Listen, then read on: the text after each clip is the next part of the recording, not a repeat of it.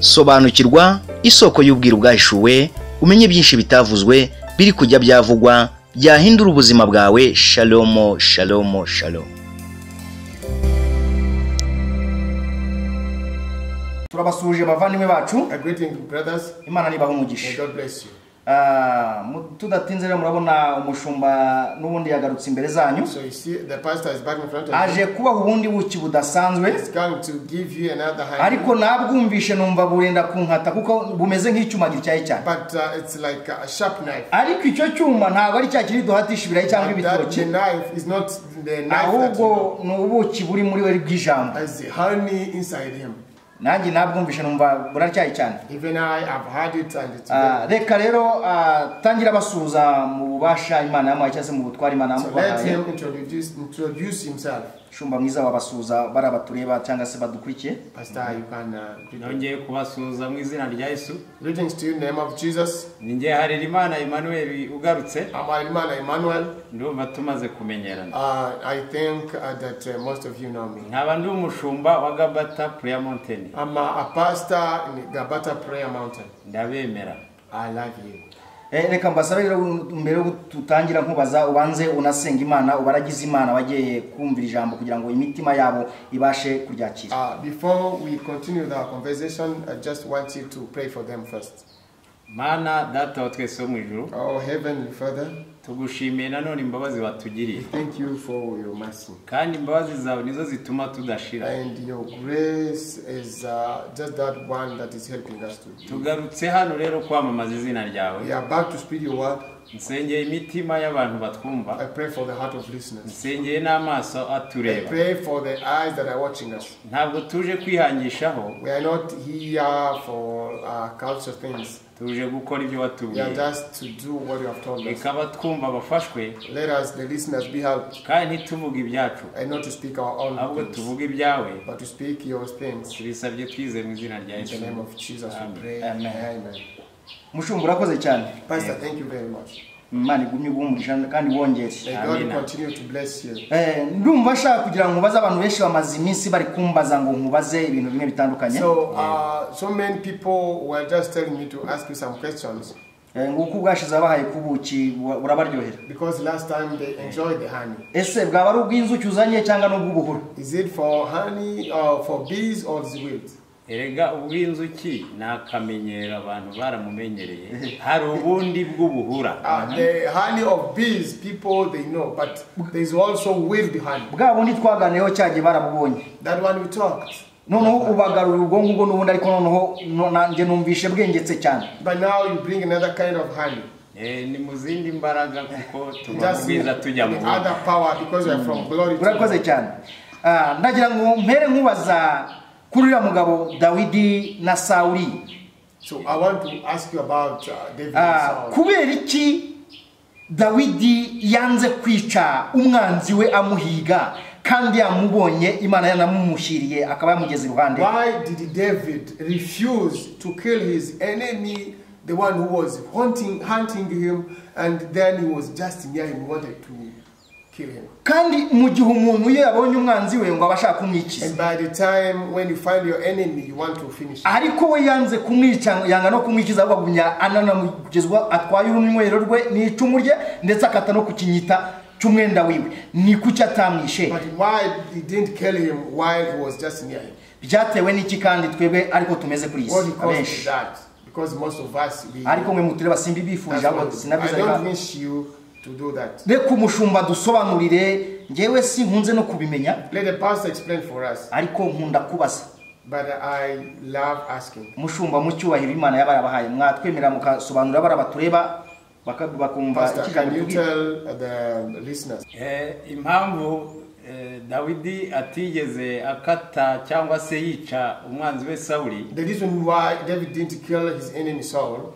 Yabitewe nuko Dawidi ahishurirwa. It's because David have a vision. Yari yamaze kumenya yuko ubwami Sauli yicayemo n'ubundi ari ubwa Dawidi. He had already seen that the kingdom that Saul in is for David. nge rero mbyita kutabyina mbere y'umuziki For me, I call it not dancing before the music. kuko yarabiziranyeho n'Imana Because he knew between him and God. ntabwo yagombaga kwirwanira ngo yice umwanzi He we. could not fight for himself and kill.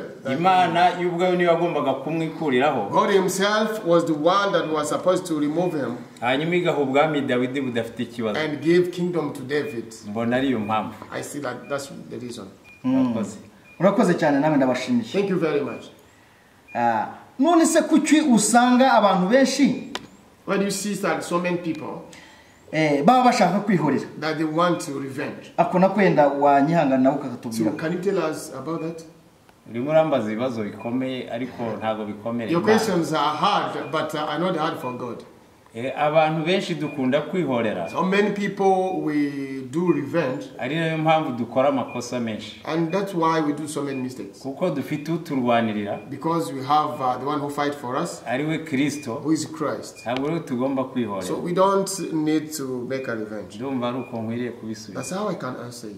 Ndabashimiye cyane. Thank you very much. Namwe rero mutureba kuri isha n'isoko bw'ibwahishuwe. Even you are watching us on Source of Revealed Mysteries, Ubwo bivuze ngo kwihorera ntago byemewe. which means that revenge is not good. Kuko iyo wasobanukiwe ntago wemereye kwihorera. Because when you know, you don't Kuko need to guhora no kw'Imana. because the revenge is for God. Ni nayo mpamvu Yesu Kristo And that's why Jesus Christ yavuze ijambo rikomeye said strong word. aravuga ngo umwanzi wawe nagukorera ikibi And he said, if your enemy do bad, ntuzamwitura ikibi yagukoreye don't revenge. ndetse ntuzamwiture n'inabi yakugiriye And don't revenge for the bad thing. ngo aho ngaho niba uzaba umeze nk'uteruye amakara yaka umuriro yamurunze ku mutwe we. There you will be like taking a lot of fire and put on his head. Mushumba rero Our pastor, naguha akanya nawe kugira ngo usangize bariya ku ijambo ry'Imana gumye unatubwire na byinshi sinagombera kukubaza. I can give you time. Just I don't want to ask you questions. I just want you to say something and tell people the word of God. Wafata uruhembe rw'umuheto rwose nta kibazo. You can just go ahead and say. Murakoze cyane. Thank you very much. Yesu ashimwe. Glory be to Jesus. Nongeye kunezezwa mu mutima wanjye. I'm so happy in my heart Nuko twongeye kugirirwa ubuntu n'Imana. for having that mercy of God. Nge namwe rero reka tugabane umugisha w'uyu munsi. You and I, let us share the blessing of today. Uyu ni umunsi Imana yaremye This is the day that God created, kugira ngo wowe nanjye so tunezererwemo. that you and I will be happy in it. Tugiye rero kuvuga ijambo ry'Imana Don't talk about the word of God. kandi ntirijya rizira ubusa. And the word of God never come for nothing. Tugiye gusoma ijambo ry'Imana. We are going to read the word of God. Mwene data adufasha. My brother helping us. Riboneka mu Bami ba kabiri. That is in 2 Kings, Ibice 7 chapter 7, ku murongo wa 3. verse 3. Tugiye gusoma mu Bami ba kabiri, ibice 7, umurongo waho wa 3. Umutwe uravuga ngo ababembe bagarukanira abandi inkuru z'agakiza. Ababembe bagarukanira abandi inkuru z'agakiza. Yego. Kandi ubwo hariho abagabo 4 b'ababembe. Hariho abagabo 4 b'ababembe ariko batabembye mu mutwe bazi gutekereza. Bavugana bati ikitwicaza aha kugeza aho tuzapfira niki. Bari kwirembo bahamaze iminsi baravuga bati ikintu kitwicaje aha ikizatuma dupfira aha icyatuma dupfira aha niki. Ariko twavuga tuti twinjire mu murwa. Ariko duhishuriwe twavuga dutireka twinjire mu murwa. Kandi inzari urimo. Kandi inzari urimo twawugwamo. Kandi nidukomeza kwicara hano gusa. Ariko nanone nitwicara hano gusa nabwo turapfa byose n'urugo. Uko noneho nimuze dukeze ingabo z'abaturwanya z'umwanzi. Niba dukiza tuzabaho niba twica hose n'ugupfa. Kandi niba natwica byose ni handi twari buzapfe n'ubundi. Komeze gatanga. Komeza nshuti Imana. Mukabwibwi barahaguruka bajya mu rugerero rw'Abasiriya. Bajya mu rugerero rw'ababahigaga. Bageze aho urugero rw'Abasiriya rutangirira. Bageze mu cyanya cyangwa mu biriniro by'umwanzi wabo. Basanga nta muntu urimo. Basanga Uwiteka arangije ikibazo. Kuko Uwiteka yari yumvishije ingabo z'Abasiriya ikiriri cy'amagare n'amafarashi. Yari yumvise imirindi yabo ngabo n'ikingabo nyinshi. Yego. Bituma bavuga bati yemwe umwami w'Abisiraheli yaguriye abami b'Abaheti n'Abayegiputa ngo badutere. Yego. Bahera ko barahaguruka nimugoroba. Hari mu kabwibwi amahema yabo n'amafarashi yabo n'indogobe zabo. Uko urugero rwakabaye barahunga ngo badashira. 8 nuko abo babembe bagezaho urugerero rutangirira. Abo babembe n'ubundi nta mbaraga bari bafite, bari banashonje, bagezaho ngaho ibirindiro by'umwanzi byari biri. Binjira mu ihema rimwe ry'umwanzi, bararya baranywa, basangamo imiteguro myiza y'ibyo kurya, bararya baranywa, n'ifeza n'izahabu n'imyambaro, babonamo n'ifeza n'izahabu n'imyambaro myiza n'inkweto. Baragenda barabanza babihisha ku ruhande batarizera yuko umwanzi yagiye. Baragaruka binjira mu rindi hema, binjira mu ihema rya kabiri, bakuramo ibindi, nanone bakuramo ibindi bintu, nabyo barabihisha batiringiye ko umwanzi ari kure. Hanyuma baravugana bati tugira ibisi byiza, ibi ngibi turimo gukora ntabwo ari byo, kuko uyu munsi ari umunsi w'inkuru nziza. Uyu ni umunsi namaze kubona ibimenyetso by'uko ari umunsi w'inkuru nziza. Nitwicecekera rero, niturinda ko bucya, nitutegereza ko bucya, tuzagibwaho n'urubanza. Uko nimuze tugende tubwiraho mu rugo rw'umwami. Haleluya. Nuko baragenda bageze ku murwa, bahamagara umurinzi w'irembo. Yego. Baramubwira bati twageze mu rugerero rw'Abafilisitiya, dusanga nta muntu urimo, dusanga nta muntu n'umwe uhari, nta uhakomera keretse amafarasi n'indogobe biziritse, ndabyo biraziritse, kandi amahema ari uko yakabaye, kandi amahema rwose harimo umutekano wuzuye, ari uko yakabaye. Haleluya. Amen. Rero mwene data, ndashaka kukubwira ikintu kimeze gutya. So my brother, I want to tell you this. Muri iyi minsi, nowadays, nawe waba umeze nk'abo babembe. Even you might be like ushobora kuba ahuri, you might be where you are sitting, n'ubundi ntacyo hakumariye. It's useless. Rero uretse icyo wategerereje cyonyine ni kimwe. So apart from what you are waiting from there, uzahapfira. You will die there. Kandi nunahava nabwo, and if you live, urupfu ruba hose. Also, death is everywhere. Ndashaka kukubwira ngo mwene data. So I want to tell you, my brother, uko abantu bakubona, the way people see you, ntabwo ari ko Imana ikubona. It's not how God sees you. Agaciro urimo ukwiha, the value that you are giving yourself, ntabwo ari ko gaciro Imana yaguhaye. It's not the value that God is giving. Rero hari ibintu yaguhishiye. So there are things that are hidden for you. Kandi ibyo bintu bihishwe n'ikiguhiga. And those things are hidden by that thing that is hunting. Ibyo bintu bihishwe n'umwanzi. Those things are hidden by the enemy. Uri ukwirukankana, that one who is standing after you, uri utakuvuga neza, that one who despises you, niwe Imana yabikije iby'agaciro byawe. That God give those things, those precious things. Ahantu natangariye Imana, the place I was so amazed for God, nuko abadusebya, that those who despise us, ari bugiye guhinduramo inshuti. Yes, God to change them to our friends. Ahantu natangariye Imana, the way I was so amazed, nuko wakwimye mu gihe cyo guhabwa, that the person who didn't give in times of giving, Imana yamubwiye iti uzabimuha byanze bikunze. God told him that you are going to give him. Ndashaka kubwira ko Imana, I want to tell you that God, imibereho yawe, your living way, yahishe ku mwanzi wawe, has hid him to your enemy. Mwene data twarimo tuvugana, my brother that we were talking, ambaza ibya Dawidi, was asking me about David. Ariko ndashaka kubwira ngo, but I want to tell you, uriya wita umwanzi, that one you call an enemy, ntabwo ari ko Imana ibireba. It's not how God sees. Uriya wita uwakwanze, that one you call the one who hates you, ntabwo ari ko Imana ibireba. That's not how God sees. Ndibuka Yobu, I remember Job, n'abari abagabo bamusebyaga, and those men who were just despising him, bavuga ngo niyihakana Imana yipire. They were telling him just to deny God and die. Ngo nta nubwo yigeze anakorana nayo. And he didn't even work with them. Ndetse n'umugore, even his wife, aravuga ati mugabo wanjye, said, my husband, ushobora kuba ukora ibyaha rwihereranwa, you are a sinner. Nta muntu wubaha Imana umera utya. There's no one that obey God can. Urabona ukuntu ubaye. You see how you are. Wakwihakanya Imana. What if you deny God? Ukipfira. Then you die. Rero ndashaka kubwira ko, I want you to know, ibimenyetso abantu batekereza kuri twebwe byagaragaza ko Imana idukunda, people that they think they can be shown that God loves us, barabyitiranya. They just misuse. Benshi bazi ngo umuntu wubaha Imana ntiyapfusha. Many know that someone who loves God can. Benshi bazi ngo umuntu wubaha Imana ntiyabura imyenda yo kwambara. Benshi bazi ngo umuntu wubaha Imana ntiyahabwa piriave. Someone who obeys God can never get a recommendation of living. Abantu bubaha Imana bavuga yuko umuntu wubaha Imana atabura urubyaro. They say that if you obey God you cannot be barren. Ariko ibyo byose ni ukubyitiranya. But that's misusing. Ijambo ry'Imana ritubwiye ngo iki? The word of God, what did it say? Aba babembe ntibemererwaga kugera aho abazima bari. This ariko people were Imana not yo allowed to reach where the living nibo God. bari barihaye akato bagahabwa n'abantu, They are the one just ariko ntabwo bari barahawe akato n'Imana. but God didn't. Imana yari irimo ibapangira ibyiza. God was planning good things for them. Nshuti yanjye nje kukugira inama, Friend, I'm here to tell you.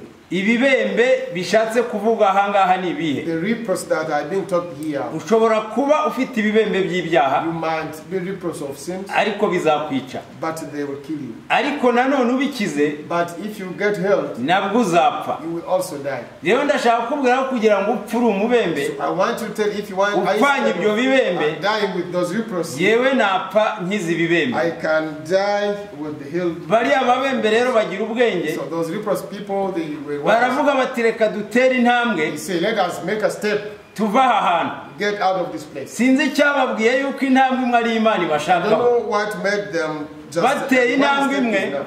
When they step one, basanga ibindi Imana they yabirangije. find that other things God made. Sinzi ukuntu ijya yiyeranja I don't know how God arranged himself igakura ibyaduhigaga mu and nzira, to move those who were hunting us. tugatambuka amahoro. Then you just go in peace. Ndakubwira wewe wari waravuganye I n'Imana, want to tell you who talked with God, wari ufashwe nk'uwabembye, who were just like a reproach. Imana ije kugutabara. God is coming to rescue you. Ndashaka kugushishikariza I ngo want to encourage you. tera intambwe imwe usenga, Just make one step by praying. umuteguro w'Imana Then urahari. the plan of God is there. Mwami Yesu The Lord Jesus, yigeze ashaka kujya kwa Yayiro, when he wanted to go to Yair, ashatse kujyayo, when he wanted to go there, abantu bashaka kubifata ukundi kuntu. people just wanted to stop him. Rero abantu bazi yuko So people know Imana itakuzi, that God doesn't know you, ariko Imana irakuzi. but God knows you. Uyu mwanya wa none Today, nje ukubwira ngo ikibembe kibi I'm coming to tell you that a ni bad ibyo reproach byaha.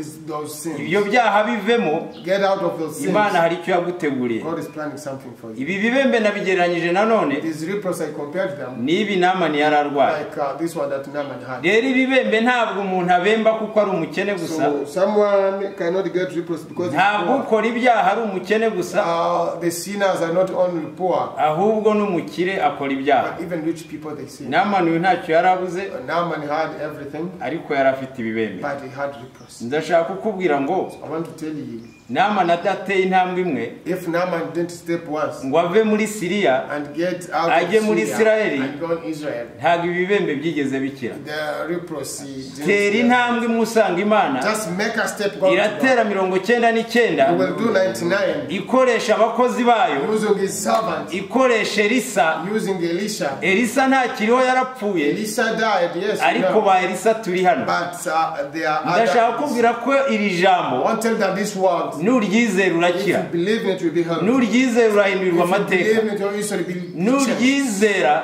If you believe in it, famiye yari yaraguhaye the akato, family that has give you quarantine urabasubirizayo inkuru nziza. will just go back with a good Bari news. bugire ibyiringiro ku kuntu They will babonye ubaye. have faith because of you. Abatagutumiraga mu bukwe, Those who didn't invite you in weddings, niwizera iri jambo if you believe in this word, bazajya they bagutumira, will invite you. kubera ko babonaga ubembye, Because they babona see you ufite as the- icyangiro. they saw that you have a Ariko hatred. niwakira Kristo mu But if bugingo you bwawe, receive Jesus in your life, icyangiro kirakuvaho, the hatred will go away. aragushyiraho igikundiro, They will love you. aba ari abanzi bahinduka Those inshuti.